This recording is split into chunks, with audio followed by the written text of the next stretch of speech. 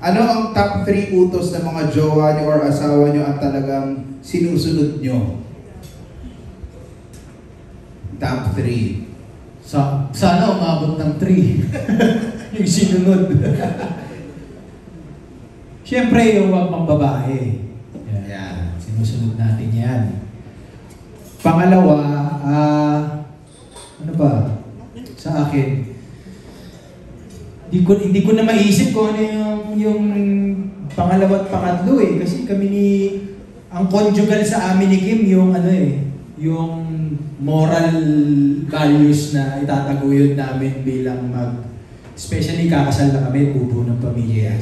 So conjugal yun, hindi kami masyadong individual dun. Basta ito yung moral values na itataguyod natin para pag nagkaanak tayo, effortless na. Ganun yung namin ni Kim eh. So yun sa akin. Siguro yung isa, always be kind. Tapos always tell the truth. And then, pag-usapan yung mga plano together. Yun. Nice. Next. No jaywalking. Don't die. Huwag ka mag-jahol. Siguro yung wag banggitin yung pangalan ni Anina Rubio.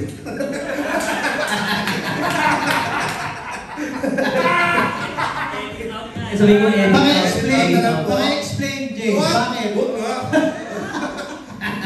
Oo nga, bakit? Huwag sa media.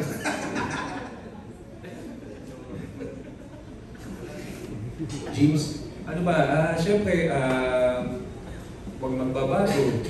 Kung magbabago ka, for the better, not for the worst. Maging honest ka, kung nandiyaw na, sabihin mo. Diba? Hindi mo masama yan. Ginawa ng Diyos yan para mag-enjoy ka mag-isa. Alam mo ba? Para hindi na rin siya makulit. Oo. Yan ang safest means of sex yan. Diba? Ayaw mo na magkaroon ng anak. Tsaka kaya siya naman babae ka. Oo. Tsaka ka na lang. Diba? Diba? Isa mag-drugs. Oo. Diba? Pag pinagpagkabangga mo yan. Tsaka na. So, be honest. Kung mo sila, pagod siya, ayaw mo, di ba? Doon ako sa sopa. Doon sa sopa. May plastic bags pa eh. Alam mo, hindi ko kinakaya. Ngayon pa lang ba nalalaman ng media? Kaya pala. Tagal ng media, may nyo nalalaman niya. Yun lang naman po. Simple lang naman ang buhay namin mag-isa. Salamat, James. Direk?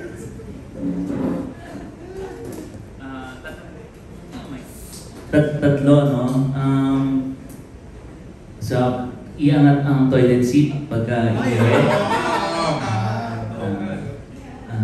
Huwag ipasok ang sapatos sa living room. Tsaka, hugasan ng pinggan, madalas kumain. Sa asawa, sa nanay. And salamat, boys. Maraming salamat for answering the question. Tuloy po tayo. Next po natin magagaling from Stars Photog, Sir Alan Sancoman.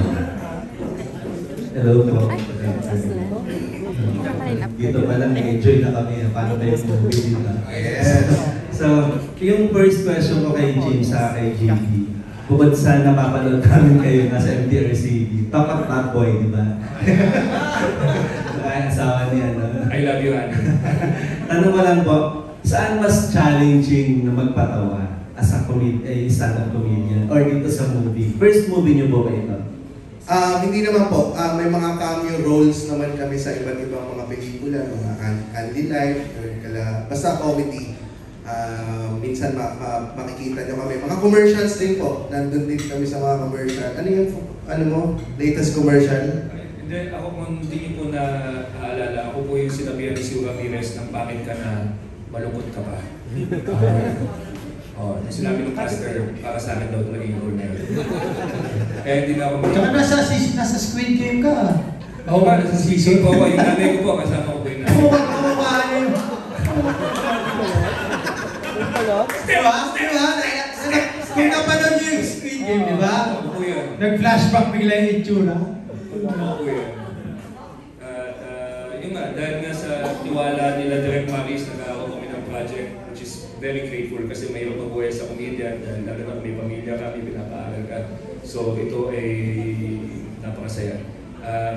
Doon sa question kung ano yung mahirap, kung sa stand-up sa movie, mas mahirap yung movie kasi yung anticipation mo, hindi mo alam kung mag-reflect na as nakakatawa yung ginawa mo sa movie.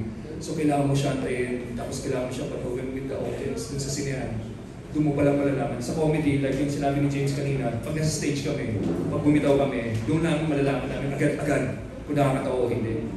Dito sa pelikula, antayin namin sa January 29 nga pala, antayin natin lahat kung nakakatawa yung ginawa mo.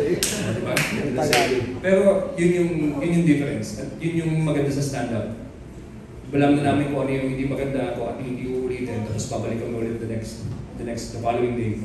Tapos sana mas tumawa na sila. Lagi ko rin tinatanong si Direk parang, kasi minsan, yun nga ang immediate ang response kapag live. So alam mo na agad kung nakakatawa yung binitawan o hindi. Pero pag sa movie, yung tiwala mo sa director ang pinaka-importante kung okay ba yung ginawa mo. Nung una kong Pag sinasabi mo ba pag di sila natawa sa atin, kasalanan ng director? Tama po yun. Magtiwala na lang din po kayo kay Direk. Pero noong una ko nakatrabaho si Direk Mario sa isang commercial. Sa mga hindi nakakalam, siya rin ang nag-direct nung sa RC Cola. Nung nag-viral na yun. Hindi ko alam yun. What a friend! Yung sa Mama uno. ko RC. Yun yan eh. Mama ko RC.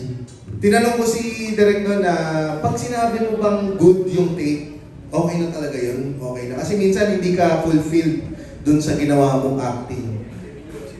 Ayan. Pero nung sinabi naman yan, basta good ako, good yun para sa akin. Alam ko kung paano tumakbo yung buong pelikula, buong shoot.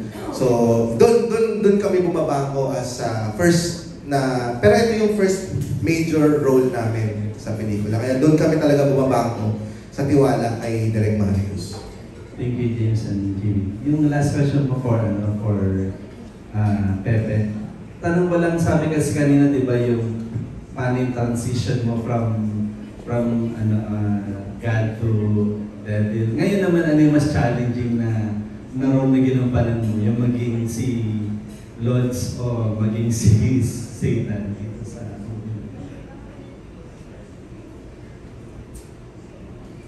Ano po pangalan niyo ulit, sir? Alan. Sir Alan. Sir Alan. Hirap po niya ikumpara eh. Saan siya? Ha?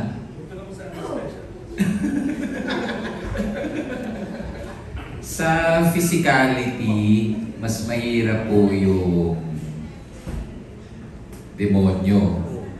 Kasi naapektuhan tatay ko. Proud na siya eh. Proud na siya dun sa Lods eh. Kasi talagang pagka may nagpa-picture sa akin, hihirit pa siya na parang hype man. Siya yung gumanap na Lods. Sa rewind, nagawin sa mata, tapos naiiyak. Ay! Kung yung feeling kasi galing ka sa award, sa Lods, di ba? May award ka. Tapos, nagpasalamat sa Diyos yung tatay mo. Paano kung magka-award ka dito? Tapos yung papasalamat sa Diyos. So yun, sa tamat, pinag-award mo siyang demonyo. Mahirap siya ipasalamat sa Diyos. Galing mo pala, Pep, pag demonyo ka. Yun, so sa physicality, mas nahirap po yung demonyo.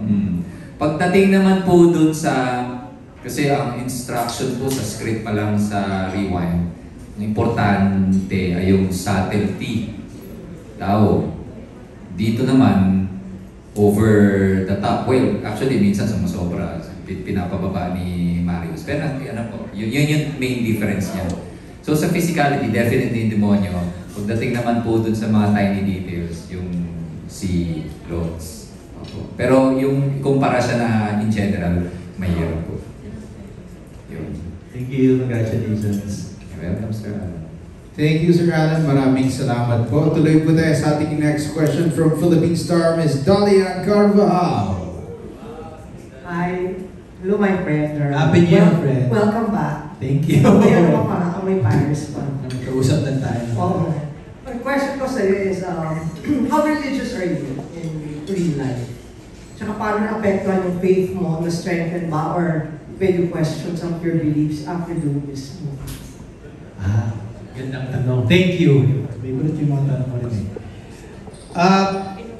I'm not super sarado, charismatic, religious. Katoliko ako. It's because I wanna see I wanna open up my mind dun sa ibang religion. Just in case. Para lang maintindihan ko kung ba't hindi niya gagawin yung ginagawa ko. For example, may kaibigan akong Muslim, may kaibigan ako na Buddhist, or born again, actually or Iglesia ni Cristo. Diba? So, kaya hindi ako sobrang, kasi yun yung, may hirap eh, pag masyado kang sarado, kaya siya sarado katoliko, or sarado, nakasarado ka eh. Yun yung idea nun eh, pinaka-idea nun eh. So, parang yung tatay ko, no? Parang yung tatay mo, di ba? Sarado eh. Pero hindi, ganun talaga eh. Hindi natin mababasag yun eh. Pag yun nga, hindi natin mabubuksan yun, huwag na rin natin basagin yung harap na yun. So, ako, para sa akin, kaya dahil siguro mas open ako doon sa mga ganong idea, so mas welcome ako gumawa ng ganitong klaseng pelikula. Kung magkapalit man kami ni Pepe ng role dito, ganun din, gagawin ko pa rin yung role ni Pepe. Yeah. Thank you. Thank you. Baka Pepe wants to answer the same question.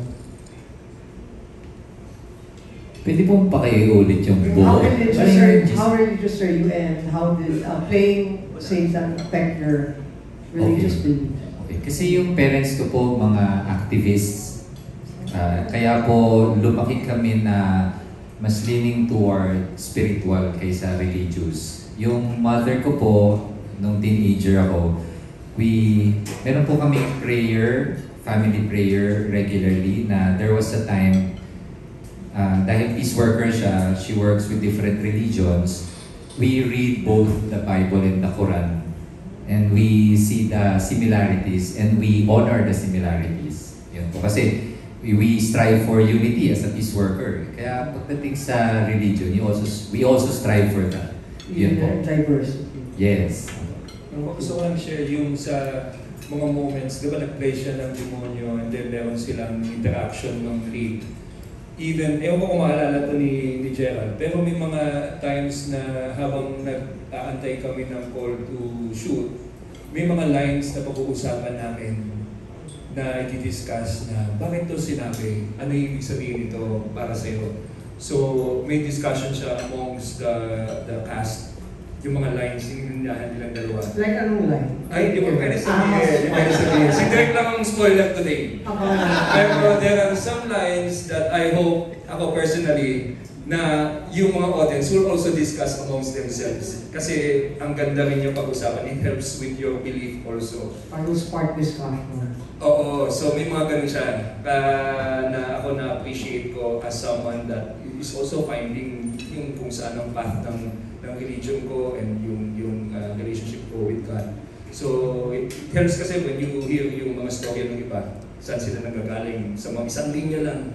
Like, bakit sinabi niya to? Ba't ito yung sinabi niya? And then, nag-discussion na kami. Kasi ganda yan. Ito. So, sharing na. So, ang ganda. So, that was one of the moments na na-appreciate ko dun sa set amongst mga cast and crew.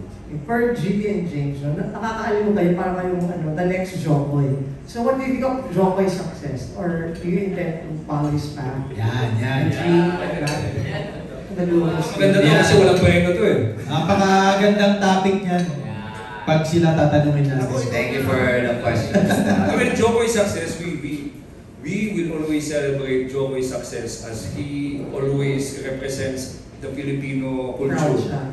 Kung anong ginagawa ng Comedy Manila sa pag-promote ng stand-up, ang laking tulong ni Jokoy kasi tinaas niya yung awareness ng Filipino sa stand-up. So dati kasi pag magsiset kami, sabihin pa namin, observational, andito kami manlalait, wala itong magkukwento lang kami. Now, sabihin lang namin, kaya rin si Jokoy, yan, gagawin namin yung parang style ni Jokoy, pero mas lower budget. So it really helped us. And we wish him all success in what he does. And hopefully, ma-paint niya pa yung kultura ng Pilipinas sa set niya. Because it really helps us as a nation, as a country, as Filipinos. Konting pride pa na madala niya yung kultura natin sa iba't ibang lahi.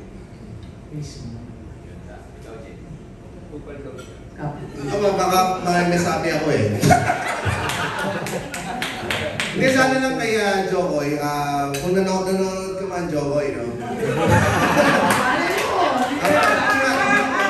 Dito nanonood si Jokoy sa camera. Sana mag-deep dive ka pa sa experience ng mga Pinoy. Kasi ang experience si Jokoy is more of Phil-Am experience. So sana, para mas makarelate pa ang mga Pilipino sa'yo, mag-deep dive ka pa kung ano ang kultura natin. Kasi hindi lang kami, ang Pilipino ay hindi lang para sa mga accents, hindi lang kami adobo, yan.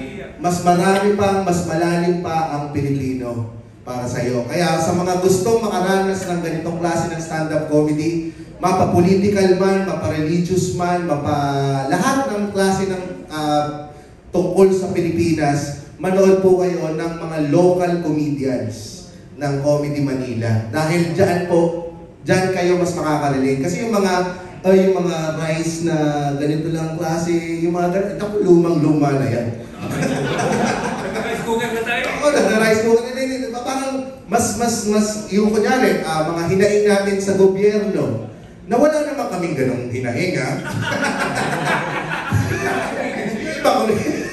May mga klase na doon, mas makaka-relate po kayo kapag nanood po kayo. Kasi yun talaga yung problema ng Pilipinas na itinatakin ng mga katulad ninyo na nakakaranas din ng problema. Mas makaka-relate po kayo. Yun lang po. Thank you very much. Salamat po, Miss Dali. Miss Dali. Thank you po. Idol ko po kayo. Maraming salamat, Miss Hindi na Carmen Carvajal. Thank you, guys.